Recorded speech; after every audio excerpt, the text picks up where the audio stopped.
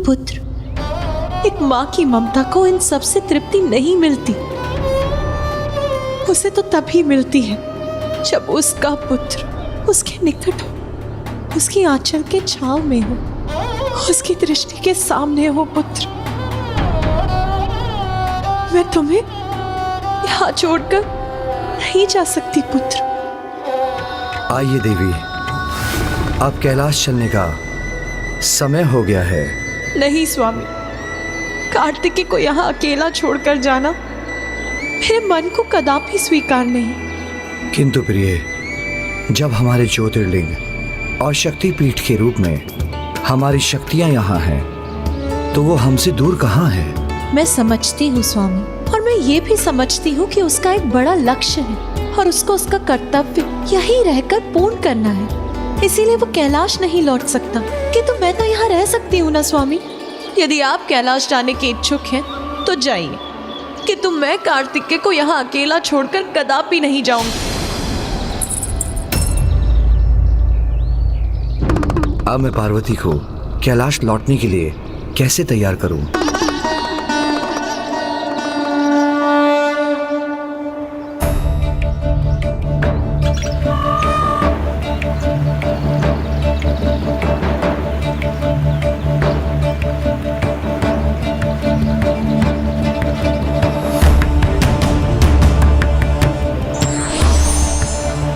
स्याही की इन अंतिम बूंदों से आप कुछ ही शब्दों का लेखन कर सकेंगे गणेश जी।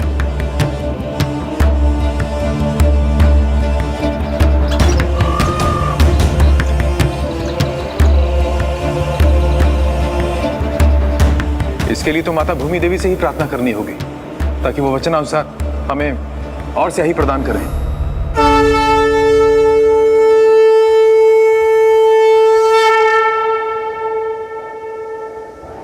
हे माता भूदेवी, हम सभी आपकी प्रार्थना करते हैं, कृपया प्रकट होकर और भी स्याही प्रदान करने की कृपा करें।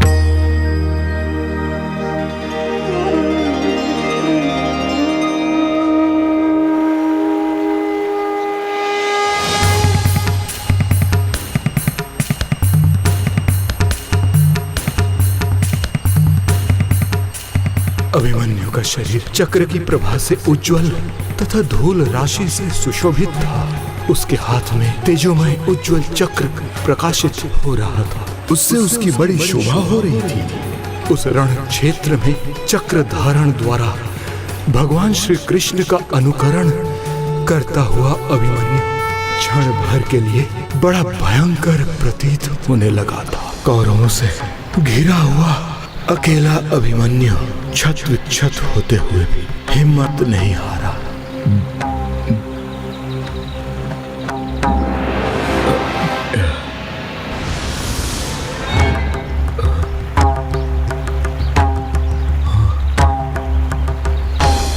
एक बार लेखन आरंभ करने पर आप अपनी रचना का वाचन नहीं रोक सकते, क्योंकि यदि ऐसा हुआ तो मैं लिखना रोक दूंगा। थक गया हूं मैं, अब आगे कैसे बोल पाऊंगा।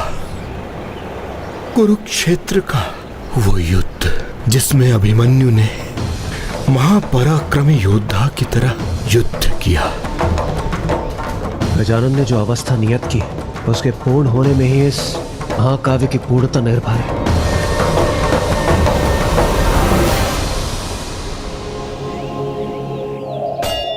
प्रिय, आप समझने का प्रयास कीजिए। क्या समझूं स्वामी? आप तो यही कहेंगे ना कि शक्तिपीठ और ज्योतिर्लिंग की स्थापना से हम अपने पुत्र के निकट ही हैं। और फिर मैं कैलाश क्यों नहीं लौटना चाहती? इस रूप में उसके निकट तो रहेंगे, किंतु वो फिर भी अकेला रहेगा। वो अपने मन की बात किसके साथ बांटेगा स्वामी? जैसे हम दोनों एक दूसरे के साथ हैं, उसके साथ कौन है? प्रिय, आपने ही व्यथा रखी और आपने ही उसका समाधान भी बता दिया। समाधान?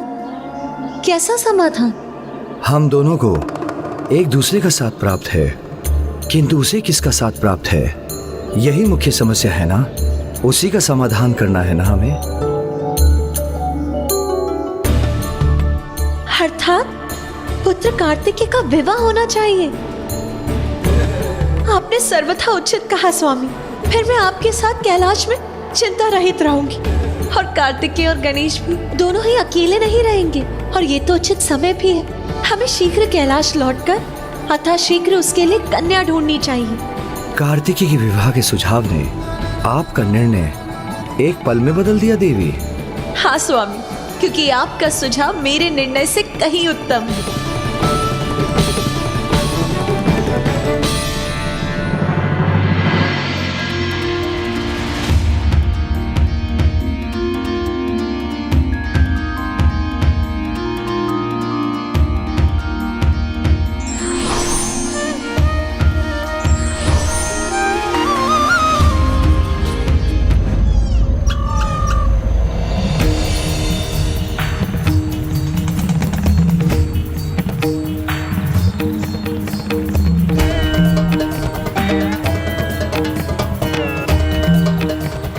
तो समस्त भूपालों के स्वामी वीर राजा दुर्योधन के धराशायी होने पर वहां बिजली की गड़गड़ाहट के साथ प्रचंड वायु चलने लगी, धूलि की वर्षा होने लगी, वृक्ष, वन एवं पर्वतों सहित सारी पृथ्वी कांपने लगी।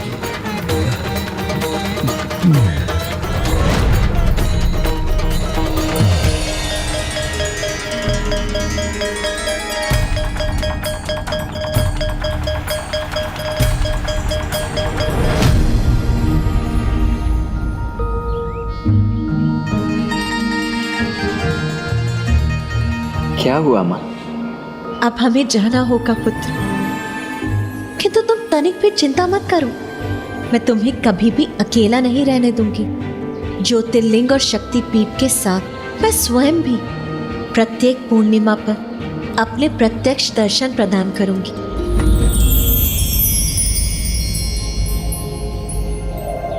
और मैं प्रत्येक अमावस्या के दिन आप दोनों को अपने माता पिता के रूप में पाकर मैं धन्य हो गया। मैं किन शब्दों में आप दोनों को धन्यवाद करूं? कृपा कर मेरा नमन स्वीकार करें।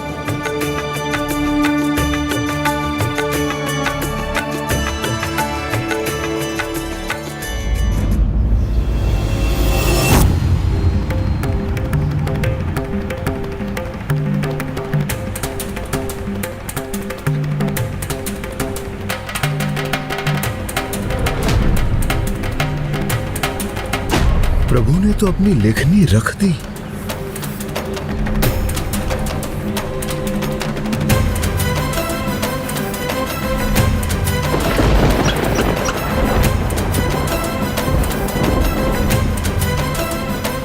प्रभु गजानन, आप उठ क्यों गए? मैंने कहा था ना ऋषिवर, जैसे ही आप बोलना समाप्त करेंगे मैं लेखन रोक दूंगा। उचित है प्रभु, क्षमा करें। आपको दिए हुए वचन का मैं मान नहीं रख पाया, किंतु कोई तो उपाय होगा कि आप आगे लिख सकें, अन्यथा यह महाकाव्य पूर्ण नहीं हो पाएगा। प्रभु, इसे पूर्ण करने में मेरी सहायता कीजिए प्रभु। अब तो केवल एक ही खंड शेष है। नहीं ऋषिवर, नहीं ऋषिवर, नहीं ऋषिवर।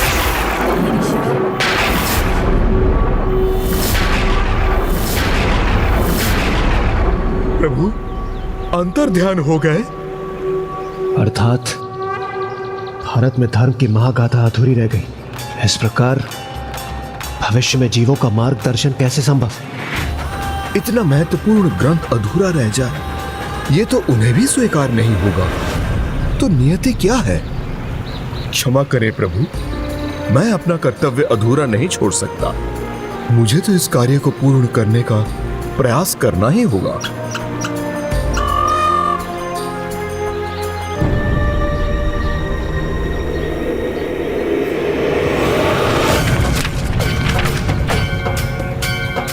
किंतु ऋषिवर बिना गजानन के ये कार्य कैसे करेंगे?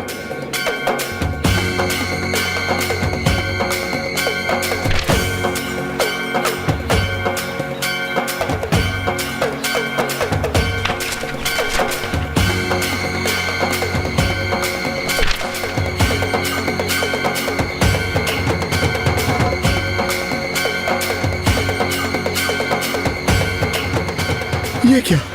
इसका लेखन तो पूर्व में ही हो चुका है। प्रभु ने मेरे बिना बोले ही इसे पूर्ण कर दिया, संपूर्ण काव्य लिख दिया।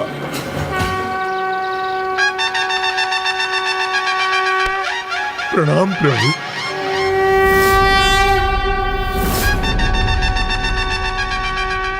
आपकी ये रचना मानव जाति के लिए मार्गदर्शक का कार्य करेगी। धन्यवाद हे ज्ञान बुद्धि और श्रुति के ईश्वर कि आपने मुझे और मेरी इस रचना को शुभाशीष दिया। ऋषिवर, मैं अपना कार्य संपन्न कर चुका, तो क्या आप मुझे प्रस्थान करने की आज्ञा है?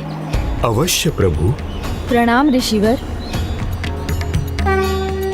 शीघ्रता कीजिए मूषक जी, अब जाकर निश्चिंतता से माँ के हाथों बने पकवान खाऊंगा। देवी, यहाँ नवीन दिव्य ऊर्जा संकेत दे रही है कि गणेश भी अपना कार्य पूर्ण कर शीघ्र लौटने वाला है। बहुत सारे कार्य करने, शीघ्रता तो हमें भी करनी होगी। शीघ्र अपने पुत्र के लिए उचित कन्या ढूंढनी होगी हमें। मैं जाकर विवाह उत्सव की तैयारियां करती हूँ।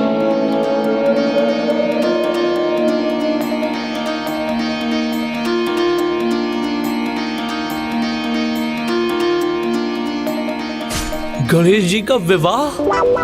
गणेश जी के लौटने पर सर्वप्रथम यह शुभ समाचार मैं ही उन्हें दूंगा।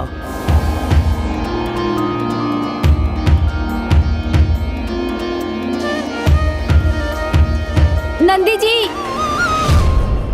गणेश जी,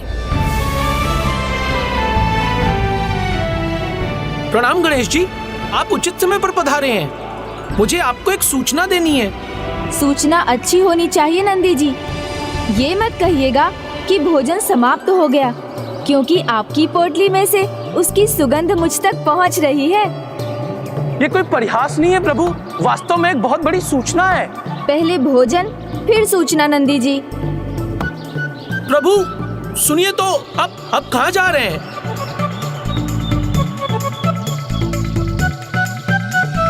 प्रभु सुन तो लीजिए, यह सूचना सुनकर आप आनंदित होकर उछल पड़ेंगे। अच्छा तो सुनाइए नंदी जी। आपका विवाह होने वाला है। माता और प्रभु आपके लिए उचित कन्या ढूंढ रहे हैं।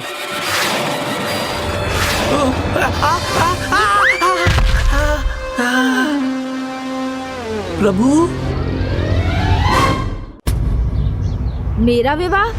ये क्या कह रहे हैं नंदी जी? अवश्य आपसे कोई भूल हुई है। आपने ठीक से नहीं सुना होगा। नहीं नहीं प्रभु, मैंने ठीक से सुना भी, कहा भी, और ना ही कोई भूल हुई है मुझसे। ये तो शुभ समाचार है प्रथम पूज्य। मैं समझता हूँ प्रभु, इस शुभ समाचार को सुनकर तो किसी के भी मन में लड्डू फूटेंगे। इसीलिए तो कहता हूँ कि अब मोदक खाने का नहीं, अपितु खिलाने का समय है गणेश जी। अब आप अपने मन में फूटते हुए मोदकों को समेटिए, तब तक मैं जाकर अन्य लोगों का इस शुभ समाचार से मुंह मीठा करवाता हूँ।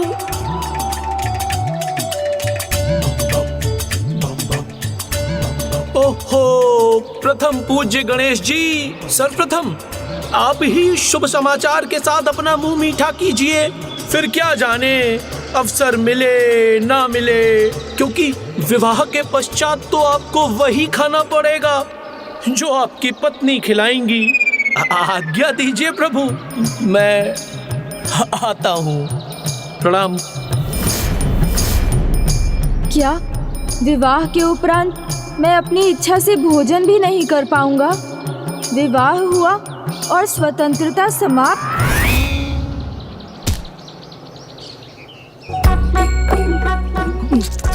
प्रभु प्रभु प्रभु सुनिए तो, वो देखिए प्रभु, वहाँ आपकी होने वाली पत्नी। क्या? कहाँ है मेरी पत्नी? मेरा अर्थ था विवाह के उपरांत वही तो होंगी ना वो प्रभु। मूषक जी, अनर्गल प्रलाप बंद कीजिए। विवाह, ये तो बहुत बड़ी समस्या है। आज प्रथम बार मुझे किसी समस्या का हल नहीं सूझ रहा। मैं तो उलझ गया हूँ। मैंने तो पहले ही कहा था प्रभु। क्या? क्या कहा था? कि मत कीजिए। क्या? क्या नहीं करूँ? यही महान कार्य। बालक हैं, किंतु बालकों वाला कोई कार्य तो आप करते नहीं। संपूर्ण संसार की समस्याएं हल करते हैं। तो फिर सब आपको विवाह के योग्य समझेंगे ना? ऐसा कौन सा महान कार्य कर दिया मैंने मूषक जी कि माँ और पिताश्री मेरा विवाह करने पर तुल गए? क्या नहीं किया है प्रभु आपने? सब कुछ आप ही ने तो किया है। दुष्ट असुरों का अंत और देवताओं की सहायता, और तो और संसार के महानतम ग्रंथ महाभारत का लेखन। तो अब आप ही बताइए, आपको बालक कौन कहेगा भला? जो हुआ सो हुआ, किंतु अब क्या करूं? उसका कोई सुझाव है? हाँ हाँ, क्यों नहीं प्रभु, मेरी बुद्धि के पास तो सुझाव ही सुझाव हैं। किंतु आपके लिए जो सर्वथा उचित है वो ये बताना और जताना कि आप एक नन्हे बालक हैं। नन्हा बालक? आपको अपने व्यवहार से ये दिखाना होगा कि आप अभी भी एक बालक ही हैं, तभी तो आपका विवाह टल सकता है प्रभु। उचित है, किंतु मुझे उसके लिए करना क्या होगा? बताऊंगा, किंतु सर्वप्रथम आप वचन दीजिए कि जो कुछ भी मैं कहूँगा वो आप अवश्य करेंगे। करूँगा, सब कुछ करूँगा। तो फिर आरंभ करते हैं नटखट बालक बनो अभियान, जिसका प्रथम कार्य होगा उत्पत्ति बनो।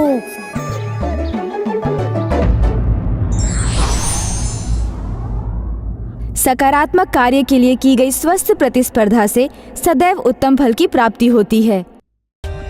For more updates, subscribe to our channel, click the show links and enjoy watching the videos.